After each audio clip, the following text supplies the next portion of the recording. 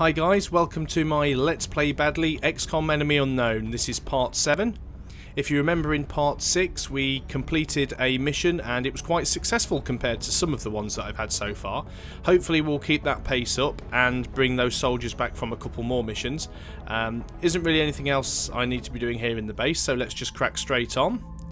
Speed things up. Excavation complete. Okay, we've dug some holes and we've completed our sectoid autopsy. So we found no discernible genetic variants between any of the small humanoid aliens that have been examined thus far. They are perfect genetic copies, each and every one of them.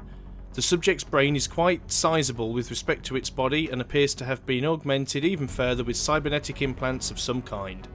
Considering the fragile nature of this creature's physical form, it is safe to assume that these implants were intended to somehow improve the combat effectiveness of the species.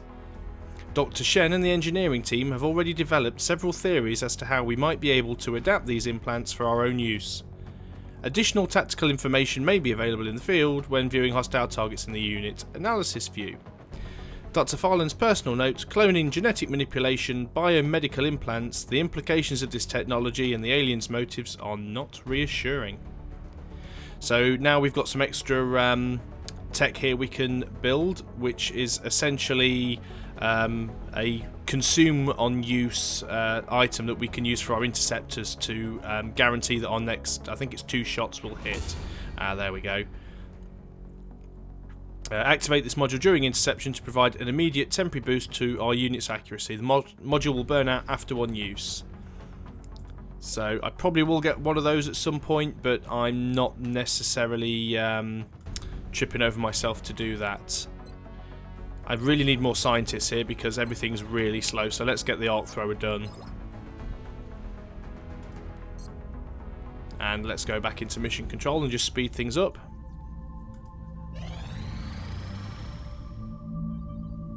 All we want is a mission, that's the important thing here. Good, our satellite uplink is up. Now I'm not sure whether or not I actually had any satellites pre-built. Hopefully I have. Satellite uplink complete.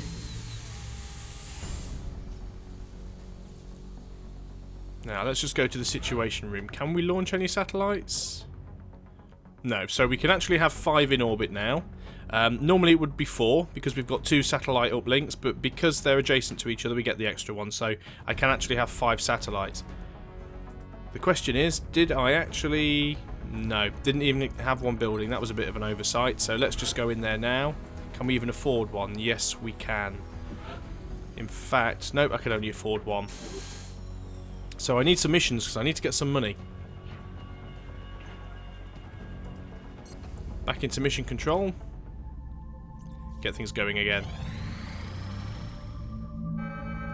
And here we go, abduction sites. Commander, we're receiving several urgent requests for assistance. There are abductions in progress at each marked site on the hologlobe.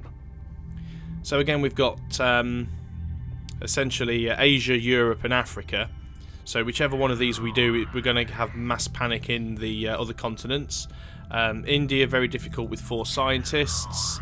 Russia, very difficult with 4 scientists. And Nigeria, difficult with a new recruit. So Nigeria, probably not the one to go for. Out of those 2, scientists is probably what I need. But I'm just going to go back before I select my mission. Have a quick look in the situation room. So Europe, Russia, UK. So if I ignore the Russia one, then Russia, the UK and Germany will all get increased panic. If I ignore the India one, then India, Australia, which is counted as Asia for some strange reason, Japan and China will all gain panic. But I could pop my satellite up in India to recover that one. So I actually think doing the European one is the most practical. So it may not actually give me the reward I want because I really want scientists, but doing the one in Europe is going to be better for me as far as panic goes. Still need to build the officer training school. We've only got 4 troops here and it's not good. So I've got an assault, I've got a sniper. Let me just have a look and see what units we do actually have. So we've got 2 assault, 2 support and 2 snipers. So, okay, let's get the sniper back then. Let's have a quick look at his loadout. I don't really think I've got any gear that I can give them. I've got no better armour, no better guns. No point giving him a medikit. Now, what do? Do I take 2 support, or do I clear a support and take another assault? I think I might do that, actually. My support's got his medikit, so let's go with that compliment there. Skip the cutscene. We have visual on the mission site. Setting down. We'll be deploying to Russia for this one. Looks like another cemetery Picked up mission. a local broadcast. So let's get straight in. Going to skip the cutscene again because we all know what that looks like now. Touching down now. Standing by for your orders. Roger, Big Sky. Reading you 5x5. Strike 1 has the green light for deployment. Again, relatively square map it looks like. I am going to be cautious on this because I can't afford to keep losing soldiers. I have been a bit cavalier with them. So I am literally going to be nudging people forwards relatively slowly. Look sharp. Enemies rolling up. There we go. Now, one move, first soldier, spot 3 sectoids. One of them is flanked, but they get a free move and go and hide. How wonderful. Now, can he even hit any of them? 20%, 1%, 44%. Not fantastic. So before I actually take a shot, let me just have a look who else is on hand and see if I can get anybody into a position to take a better shot, basically. I don't think these guys use grenades. They might do, but I've never seen one do it, so I'm going to move him to the other side of this wall, and he might have a bead on them. Yeah, he can see them too. Does he have any? 44, 24, 1%. Yeah, he's pretty much got the same chance to hit them that everybody else has. Now, my sniper's pretty useless in this position because he can't see them from there. So I'm just going to dash him forwards. I don't want to move my troops out too far because I don't want to end up... really don't want to end up getting to a position where I trigger another group of enemies. And my support guy, I think I might just... Ooh, do I hide him behind the car? I think I'm just going to keep him behind the car for now because it is full cover. He still can't see them. I'll pop a smoke grenade over there. They are in full cover, so they should be okay. Smoke out. But every little bit does help. Now, I could put them on Overwatch, but the problem I'm going to have with that is if they don't move and just fire, they're not actually going to trigger the Overwatch. I very much doubt... Okay, that might work. That might be one removed. Throwing grenade. Maybe a waste of a grenade, but if it's a dead alien, it's not a waste of a grenade. And the guy down here is being flanked as well, so I think I'll pop this one on Overwatch and let them have their turn. Yeah, they're going to mind link. Shame it wasn't the other way round, because I'd have much preferred to have been able to kill this one that's flanked, to be honest. Although my sniper... Now he can actually see both of them. Now it's tempting to try and take that one out.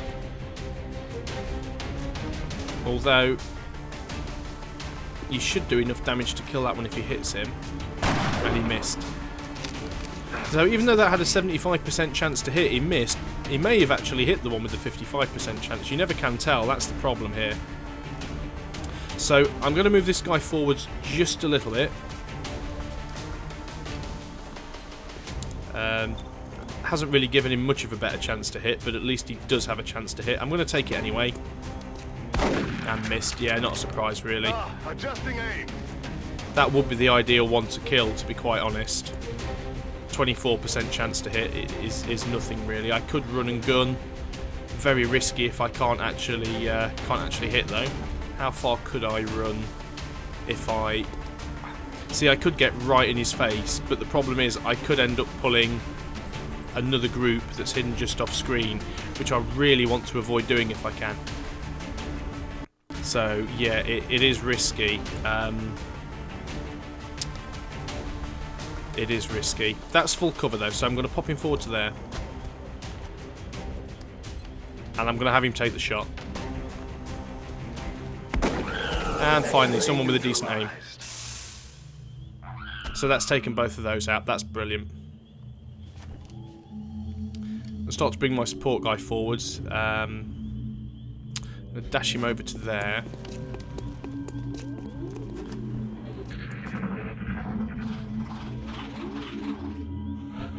Okay, nothing really significant happened on that turn, so let's just start to spread out a little bit, see if we can uncover something else, and there we do. And they'll do their usual thing of running off. So one thing that really annoys me about this game, you think that, you know, if you sneak upon the aliens, oh great, another group. If you sneak upon the aliens, that should count to your advantage and you should be able to shoot them. If they're out in the open and they've got their back to you, that's their fault. If an alien sneaks upon you and you're out in the open, kiss goodbye to your soldiers. So I'm going to spread my guys out a little bit just so they'll have a better chance of hitting these targets. I think Overwatch really is the way to go here. I don't want to get my support killed because I might well need his ability with a medikit later on, so I'm going to pop him on as well.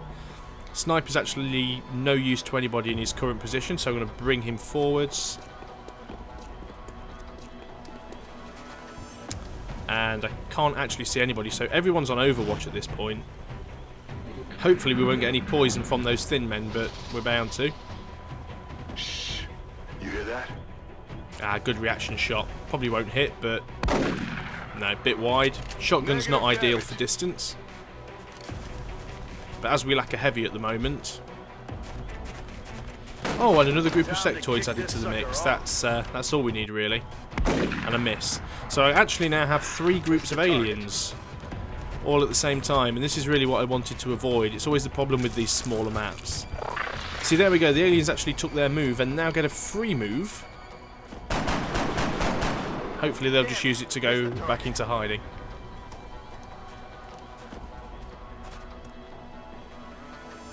So I know where I've got 3 groups of aliens. What I want to avoid doing is pushing forwards now and just running into the crossfire. So I think I might just stay in my high cover and just take pot shots at them as much as I can. Really wish I had a rocket right now because that would be just perfect at this point. I'm going to have a quick look at my sniper, see what he's got for opportune targets. A sectoid, a thin man. Difficult to know which one is the most problematic really. Now I think sectoids can actually mind link with thin men, so he's probably worth taking out if I can. And I didn't. He's also the furthest away, so if I can hit him I'll be in a much stronger position. Don't really have any grenades left, I don't think. Well, he does, but I think he's probably too far away to make any use of it whatsoever. Camera's going wild. Come back. Come back. Yeah, just slightly too short. Got to be careful because there are other sectoids around and I don't want to get caught. Now, I don't think they went on to Overwatch, so this might be a bit of a risk. Well, it is a bit of a risk, but if it works, it'll be worth it. So that should, fingers crossed, be all 3 of those thin men dead. And somehow one managed to survive. But I'll take 2. I'll take 2 dead.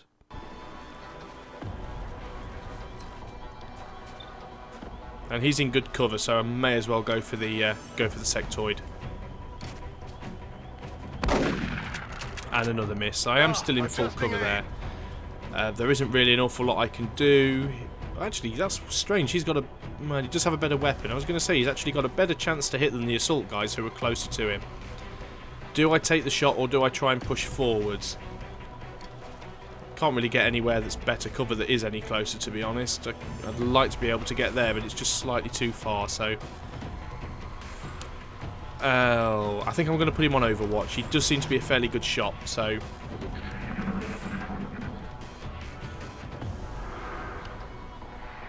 Alright, very clever. So at least we know where that other sectoid is now. We've still got that one there.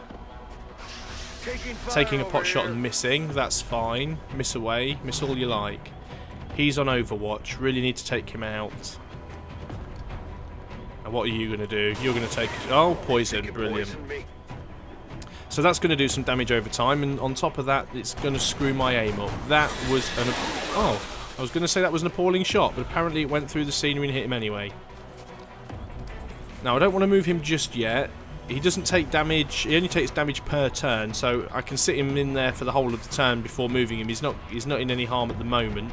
If I try and move him, though, this guy's on Overwatch, so ideally I would like to take him out first if I can. And there we go. Weapons empty. Can't engage. Now he can actually see an alien, but he's only got a 1% chance to hit thanks to that poison that he took. So what I'm going to do is move him out of harm's way. Now that's a dash, which again I'd like to avoid, but he can't really do an awful lot. He's not much use to me at the moment, so I'm just going to hide him out of the way. He can't see anybody. I don't want to move him into the poison. I don't want to move him into any kind of low cover. So I think I might just move him forwards to there.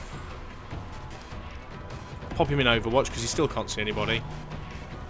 I could actually use him to remove the poison, but again I don't see much point in doing that at the moment. Do I try and move my sniper forwards? Is there a better spot that he can be in? I don't think there is, so I'm going to pop him on Overwatch as well.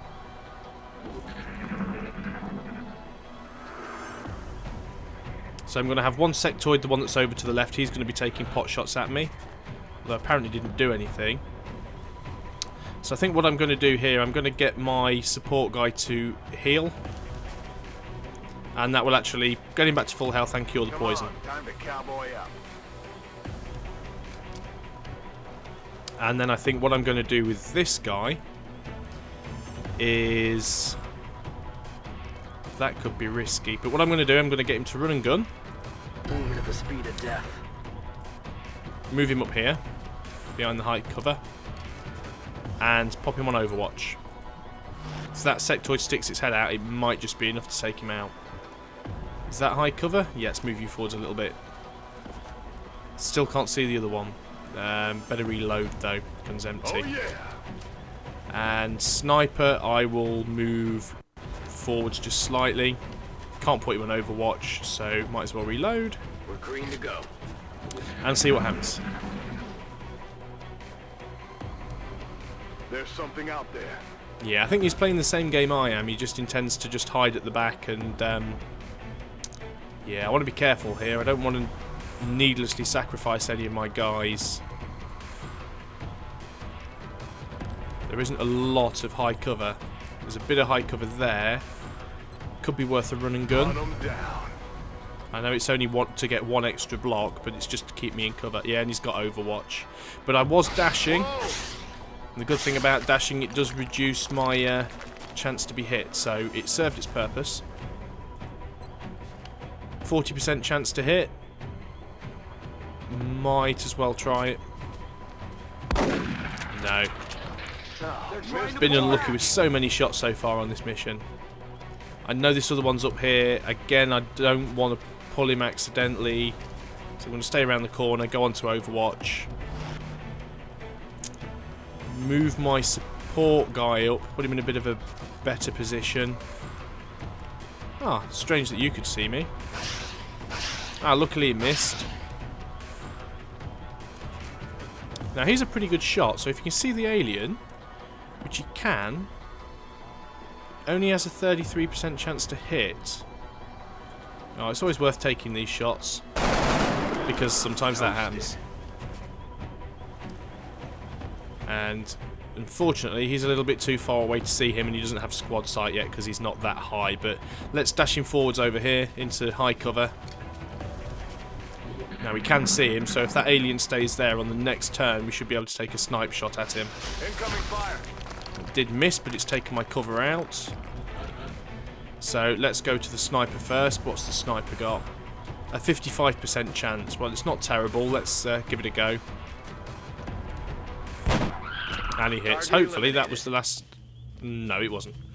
Brilliant. So we've got possibly another sectoid, because I think we only uncovered 2 on this side. So that's probably what's going to happen. So I'm going to nudge him forwards over here. I don't want to run too far forwards. I don't want to reload either. I want to go into Overwatch. And it's even possible, I suppose, that there's another one in this room. So that, again, is something I've got to be mindful of. So I might leave him here for this turn, just in case one sticks their head out. And I will... He's only in half cover anyway, so he's not going to lose anything by moving there. And just get him to reload. Ready to engage.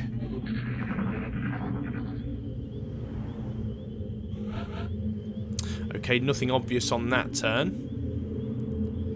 So let's move forward here just so I can see around the corner a little bit. Still nothing.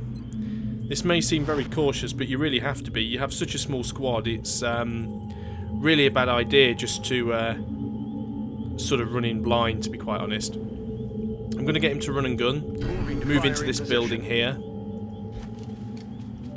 And there it is.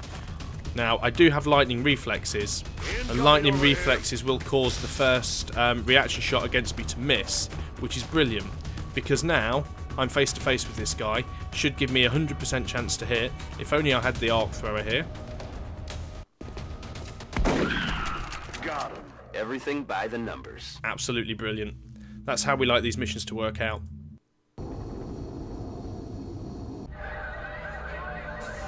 And as predicted, panic levels rise. But it's only reached max panic in one country. If I can get my satellite up and running quickly, I can actually pop that in India and reduce their panic level down by 2.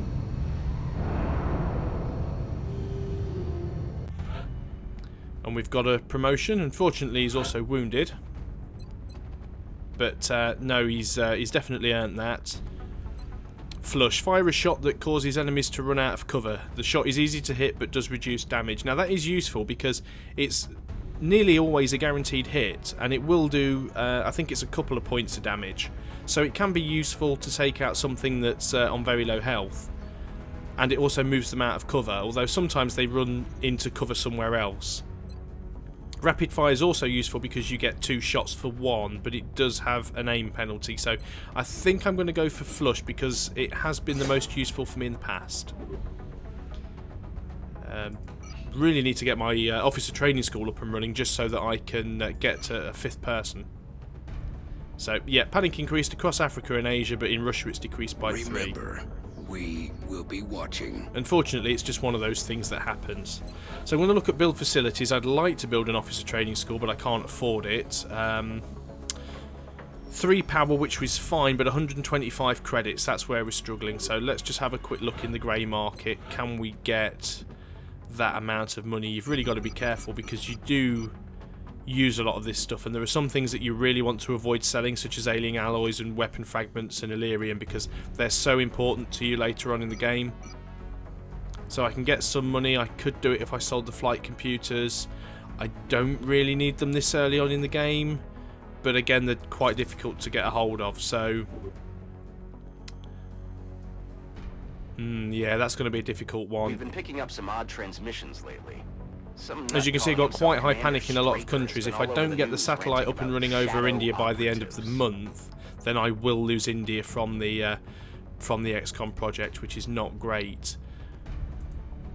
Unfortunately, the council report is going to be 6 days before my satellite, so we're going to lose India. So that is just one of those little things that you have to face. Request from Mexico for 2 nanofiber vests, which I probably could make. Unfortunately, it's engineers that they give me for it, not scientists, which is the pain.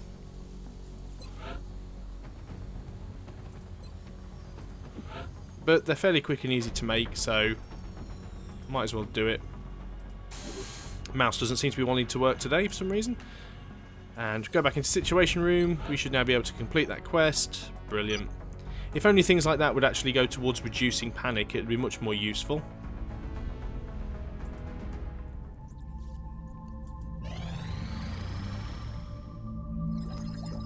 And there's our arc thrower complete, so we can now use this to capture live aliens.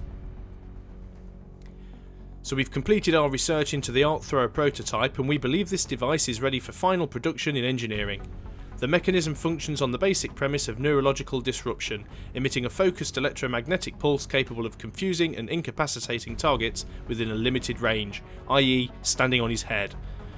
As this is our first venture into the field of non-lethal weapons based on the alien physiology, it is safe to assume that there may be unexpected results in the field. It is very likely that some aliens will resist the disabling effects of the weapon, in which case it might be more effective to weaken the enemy first. So basically anything that has over 3 health has a decreased chance of actually being stunned. The arc thrower is also constrained by our current power supply technology, which limits its effectiveness to 2 shots per deployment. Any captives retrieved from the field will have to be housed in an alien containment facility. I strongly advise we build that facility before attempting to capture live specimens. Well, if only I had the cash to, and I've got more important things to build first. So that doesn't, although it's classed as a sidearm, the arc thrower, it doesn't actually replace your sidearm. It actually goes in your equipment slot, so it replaces your grenade or medikit or scope. Again, still very short on scientists, so doing any of these is quite slow. Let's just get them started on beam weapons, because the quicker we can get laser weaponry, the better, really. Just have a quick look in the barracks, see how many soldiers we've got left. Still a few. Need to get some of them, some of the rookies out, so we can get some heavies and different soldiers with new classes unlocked. But again, that's the thing that's very difficult to do when you're limited to only having 4 soldiers at any one time. You're tempted to take your best guys along because rookies have a fairly limited skill set. Commander, we've got another contact. The signature is a little bigger this time, though. See, now this is another problem here. We've actually put a satellite up in America and we've detected a UFO here, but I don't actually have any interceptors in America, so there's nothing I can do. I can't actually do anything other than ignore it, and that will get me panic in the States. Now, I can actually get ships in America. I can order an interceptor. The problem I'm going to have is it will take X number of days to get there, so I can't actually afford it at the moment anyway, but it will actually take several days to get there, so I've got to face facts that that isn't going to happen.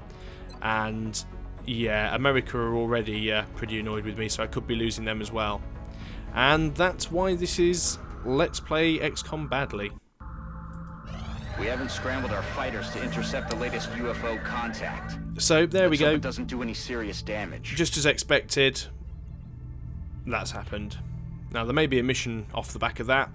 It may be a terror mission. Let's hope that it isn't. But whatever that mission is, it's a mission for next time.